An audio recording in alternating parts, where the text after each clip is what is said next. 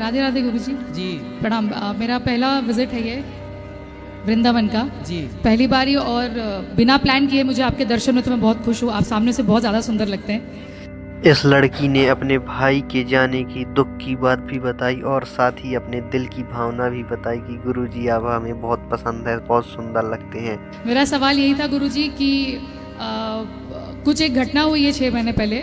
मैंने अपने छोटे भाई को खो दिया। 30 वर्ष की आयु में हमने उसे विदा कर दिया। तो मुझे जानना था कि मेरी मम्मी जो है, मेरी माता जी, वो बहुत ज़्यादा भक्तिपूर्वक है और वो हर चीज़ों में उपवास व्रत सब चीज़ करती है। इनफैक्ट मैं भी बहुत ज़्यादा 1 साल से जुड़ी हुई हूँ राधे कृष्ण जी से, सबसे मानती हूँ। तो मुझे ये जानना था कि अच्छा, और वो खुद जो मेरा भाई था वो खुद हनुमान जी का परम भक्त था और हर सोमवार को वो शिव जी के मंदिर, शनिवार को हनुमान मंदिर जाता था। तो ऐसे क्यों होता है कि जो ज़्यादा भक्ति में है या भगवान की पूजा पाठ करते हैं उन्हें कष्ट कम के बजाय और मिलते रहता है? और 6 महीने से जो सिचुएशन है वो काफ़ी डिफिकल्ट है। कितने भाई हैं आपके? मेरा एक ही भाई था, बस वही था गुरुजी। और ये बहुत अचानक से ही हुआ। हम शादी हो गई थी? जी, 1 साल हुई थी शादी को। शादी के 1 साल के अंदर ही वो खत्म हो गया। मतलब पिछले साल उसकी शादी की, हम लोग जिस महीने में उसकी शादी की तैयारी कर रहे थे, इसी साल उसी महीने में हम उसकी 10वीं 12वीं कर रहे थे। तो समझ नहीं आता कि ये अचानक से कैसे हुआ। वो सिर्फ 30 साल का था और एक ही भाई था। मेरे माँ का एक ही पुत्र था। मैं बड़ी हूँ, मुझसे छोटे थे। आपका विवाह हो गया? जी, ये हाँ अभी हुआ है 2-3 साल पहले। देखो, ये संसार जो है, हर व्यक्ति यहाँ अपना कर्म दंड भोगने आता है। आपका जो भाई है कितने 30 साल की उम्र में गया? जी जी।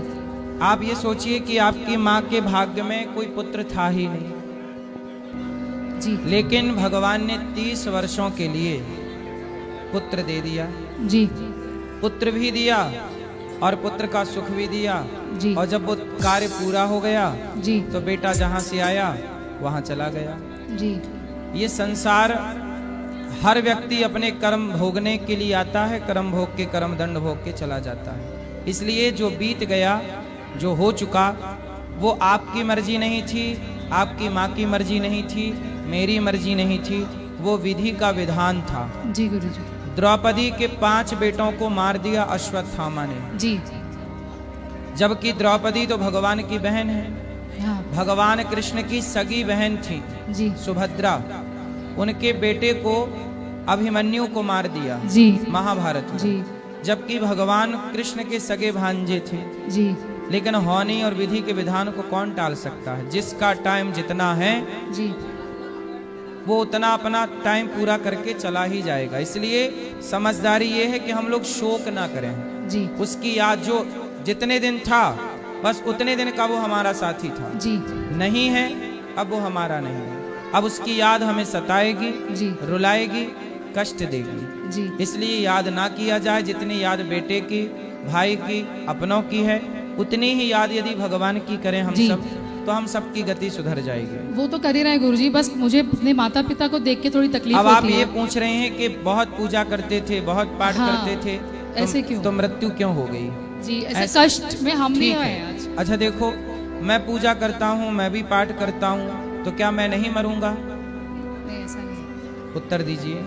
नहीं, ऐसा तो नहीं क्या है। साधु संत पूजा करते हैं, पाठ करते हैं, क्या उनकी मृत्यु नहीं होगी? होगी, होगी। ये संसार है। जी, देखो, पूजा पाठ आप करते हैं ना, उस पूजा पाठ से आपका कल्याण होगा, जी, आपकी सदगति होगी, जी, आपको जन्म मृत्यु से छुटकारा मिलेगा। जी, लेकिन जो पाप आपसे हो चुके हैं, जो जी, पाप किया है, जी, वो तो भोगना ही पड़ेगा। जी, सही है। इसलिए अब देखो ना, पूज्य प्रेमानंद जी हैं, जी, दिन भर भजन करते हैं, दिन भर भक्ति करते हैं, लेकिन आखिर उनको भी कष्ट है ना किडनी फेल होने का। जी है, सही दिन है। भर वो परेशान रहते हैं शरीर से।